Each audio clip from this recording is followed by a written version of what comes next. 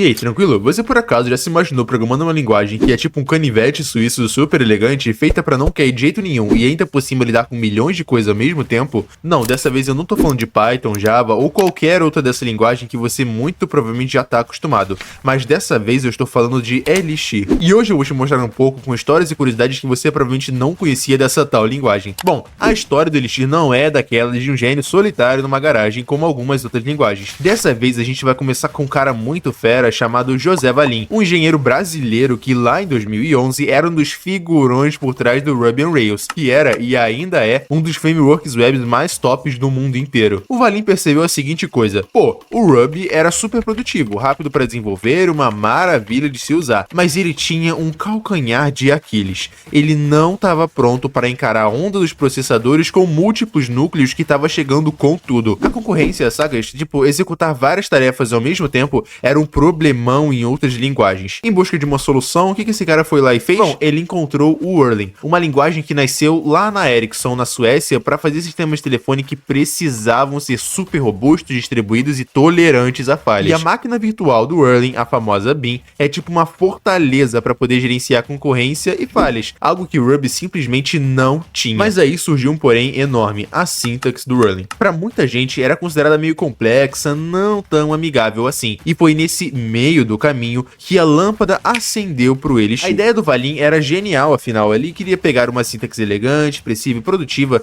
que ele tanto amava no Ruby e misturar com a capacidade de concorrência, tolerância e falhas absurdas do Erlang. Tipo, o melhor dos dois mundos, tá ligado? Ele começou a desenvolver o Elixir em 2011 na plataforma Tech, e a linguagem, com sua sintaxe funcional pra caramba, ganhou apoiadores pra cacete, crescendo de forma orgânica. E a primeira versão, ela foi criada lá em 2014. Era tipo uma criança que foi criada por uma vida inteira de cientistas, onde cada um deles dava uma peça pra essa criança para ela poder falar diretamente com o coração do computador. E um detalhe curioso é que todo o código do Elixir roda dentro de processos leves, que não são processos de sistema operacional. Eles são threads de execução isolados que se comunicam por mensagens. Mas aonde o Elixir brilha? Agora que você já sabe como o Elixir nasceu, agora a pergunta que não quer calar é: pra que raios serve essa linguagem? Bom, o Elixir é ideal para sistemas que precisam ser altamente escaláveis, concorrentes e resilientes. Pensa só comigo, vamos começar pelo desenvolvimento web. Bom, com o framework Phoenix, ele é uma ótima escolha para criar aplicações web de alto desempenho,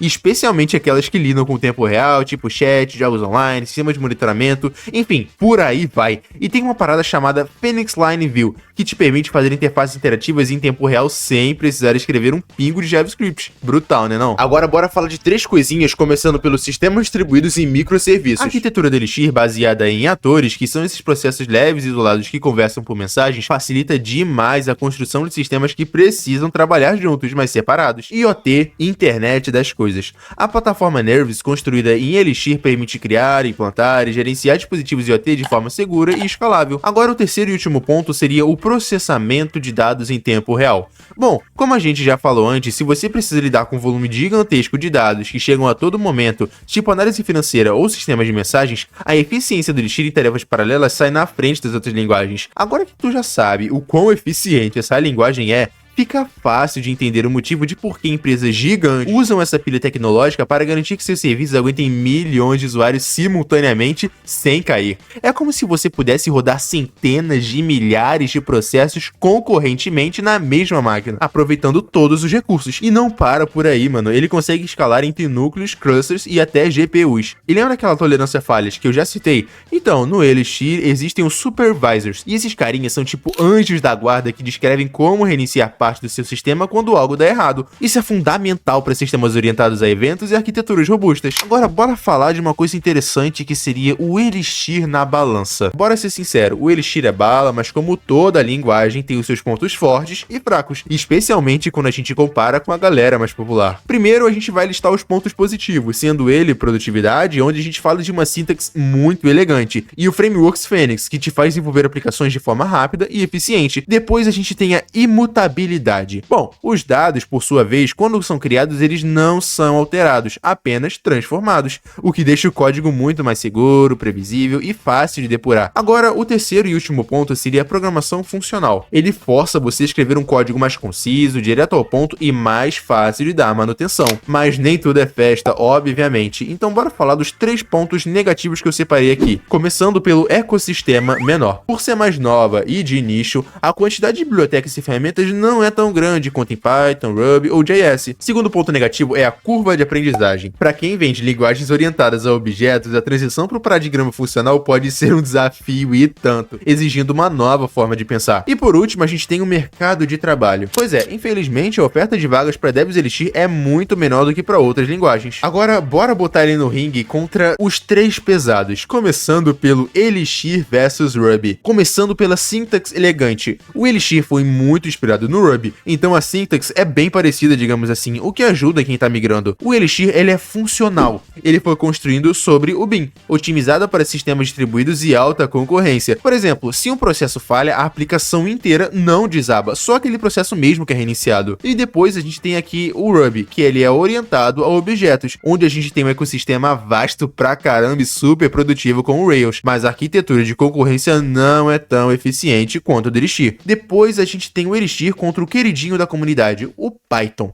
Bom, o Elixir ele já começa arrebentando em aplicações que precisam de concorrência em tempo real, tipo sistemas de chat ou jogos. Ele lida com milhares de conexões simultâneas de forma super eficiente. E aqui a gente vai ter o Python, um cara que é o queridinho quando se trata de ciência de dados, machine learning e automação, mas ele é lento e menos eficiente em alta concorrência por causa do tal do GIL, Global Interpreter Lock.